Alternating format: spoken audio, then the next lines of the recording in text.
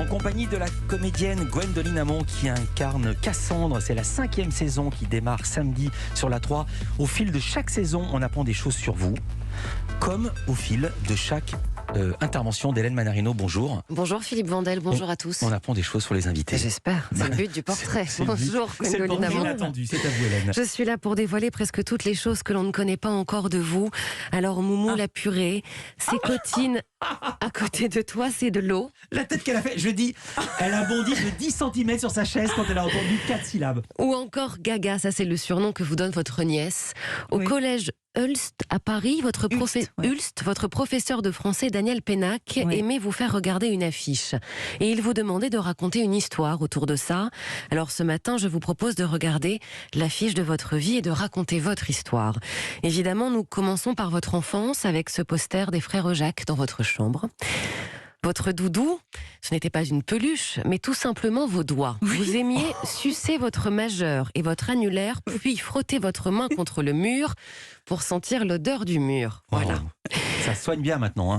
Fan de Candy, de La Petite Maison dans la Prairie, vous avez tout de suite voulu être comédienne, donc les déguisements, les jeux de rôle, ce n'était pas du tout effrayant, bien au contraire. D'ailleurs, dès l'âge de 7 ans, grâce à vos cours de piano, vous chantiez dans la salle des fêtes de Montfort-l'Amaury. À la maison, en voiture, vous vous laissiez emporter par les chansons de Julien Clerc, Michel Sardou, Véronique Sanson. Le graphisme de votre enfance, Gwendoline Amon, a très vite pris la forme du Sénégal. Vous y avez vécu très jeune. Vous aimiez manger des mangues sur la plage, mais aussi des maïs grillés et du lait caillé. Vous aimiez afficher votre joie de vivre, qui passait par cette musique des Pink Floyd que vous écoutiez sur la plage avec vos parents et leurs amis. Alors, Gwendoline Amon, vous étiez déjà une grande créatrice. Petite, vous aviez des draps Sesame Street ou Mickey et Dingo. Et vous aimiez découper les personnages dans les draps. Ah non, c'est génial, ça, c'est Santidé. C'est la suite de Santidé. C'est vrai, j'étais punie tout le temps à cause de ça. Il y a des personnes aussi à mettre en haut de l'affiche. Votre grand-mère paternelle, pharmacienne, vous adoriez jouer à la marchande, taper sur la caisse. Vous voliez aussi toutes les barres Ovomaltine. Oui. Et votre grand-mère maternelle, metteuse en scène, qui vous a transmis sa passion pour le théâtre.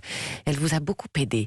Alors, Gwendoline Amon, analysons maintenant une affiche remplie d'anecdotes. Vous allez voir votre adolescence et toutes ces vacances au Cap Ferré avec vos grands-parents. L'odeur des fraises chez le marchand de journaux, la pêche au crabe, la vie paisible, la liberté, le bol d'air frais, votre amour pour les animaux et cette chienne que vous avez récupérée sous votre voiture. Vous l'avez appelée Françoise, comme le nom de votre belle-mère de l'époque. Elle a dû être contente. Bavarde, souvent, le papa de votre meilleure copine, vous appeliez Gasoline, en vous disant systématiquement, on fait un écran pub pour que vous puissiez reprendre votre souffle, et puis que vous puissiez vous taire. C'était Yann Delécotet, directeur de l'Express, ce papa-là. Wow. Et puis, évidemment, on va continuer par illustrer cette folle période par quelques bêtises.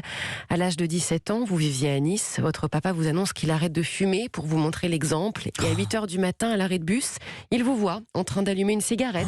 Il était en voiture et il vous a fait un signe de la main. Il ne s'est pas arrêté. Vous étiez stressé toute la journée. Et puis vos soirées à faire le mur, à jouer en lépin. Vous dormiez parfois sur la plage pour attendre le premier train.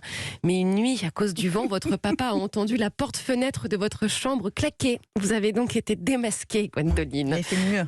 Et puis, il y a eu les soirées à Paris, chez Castel, avec les grandes sœurs de vos amis. Continuons de contempler vos souvenirs. Votre affiche montre aussi des touches d'amour, notamment votre amour du lycée, Eric, cheveux noirs, perfecto.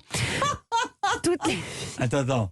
Il était comme ça, Eric ? Ah ben il existe toujours. Il s'appelle Eric Captan. Il est fleuriste et je l'adore. C'est devenu mon meilleur copain. Il est juif marocain, donc cheveux noirs, David et Jonathan, perfecto. Ma grand-mère a eu le flip de sa vie. Ah bah oui, parce que votre grand-mère, elle l'appelait le cafard. Elle m'a dit, il y a quelqu'un qui t'attend en bas, on dirait un cafard. Elle a eu super peur. Et puis il y a eu Marc, le fils de Claude François. Un jour, vous êtes allé dormir. Qui vous a raconté tout ça ? Chez Claude, avant que l'appartement ne soit vendu, et il y avait cette légende. Un fantôme existait dans cet appartement. Vous n'aimiez pas trop ça. Alors Marc décide de mettre un vinyle d'un chanteur américain. Il le met et là vous entendez la voix de Claude François chanter. Mais c'est vrai cette histoire, mais qui vous a raconté Vous êtes ça ? parti en courant. Elle sait tout. Non mais c'est ma sœur, c'est pas possible. Vous mettez un disque d'un Et c'est chanteur quelqu'un américain d'autre. et c'est Claude François qui chante. Je suis restée 3 ans avec l'un des fils de Claude François, de mes 17 à 20 ans. Et il a vendu l'appartement boulevard d'Exelmans de son père. On est allés ensemble parce que le lendemain, il donnait l'appart. Et il a mis un disque, je sais même plus de qui, je crois que c'était Stevie Wonder, je sais pas quoi, en tout cas. Et c'est son père qui s'est mis à chanter un flip monstrueux. Vous êtes parti, mais il n'y avait pas eu que ça, Gwendoline. Non, il n'y a pas eu parce que ça. Quand Et vous on est brossez- parti du coup. À chaque fois, quand vous brossez les dents, vous avez peur qu'un fantôme arrive derrière vous. Non, Donc ça, vous fermez- mais c'est plus le cas maintenant. Maintenant, quand vous étiez ado. Mais quand j'étais jeune, ouais. Et alors, surtout, C'est ma il y a- grand-mère qui parlait de fantômes tout le temps, elle me faisait flipper. Alors voilà. alors, il y a surtout des souvenirs de grands fous rires, de vie absolument inoubliables, notamment les révisions de votre bac en maillot de bain sur le balcon, en dansant et chantant sur cette chanson. Ça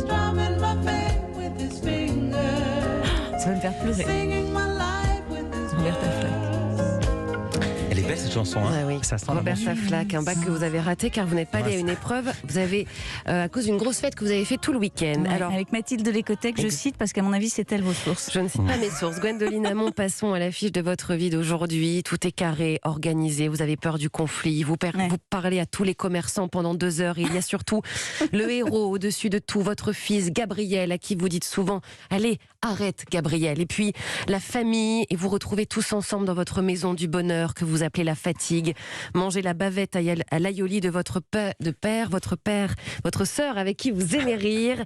Alors la famille, vos amis, ça n'a pas de prix. Une amie fidèle, généreuse, vous avez la même bande depuis votre plus jeune âge. Vous n'avez jamais oublié l'essentiel, une affiche de vie authentique et remplie de souvenirs qui donne envie de l'accrocher, Gwendoline Amont, et de la contempler. Voilà, vous Eh ne ben, dites connaîtrez donc, jamais les je me sources. suis embarrassée. Hein, très rapide réaction, ça vous a touché? Oui, ça me touche parce que ça, c'est des choses très très privées. Mais oui. Je n'aurais jamais imaginé Très. qu'elles iraient raconter tout Mais ça. personne Et n'aurait j'ai jamais coupé encore. Et vous Voilà. avez coupé. Et elle a coupé, ouais. elle a coupé.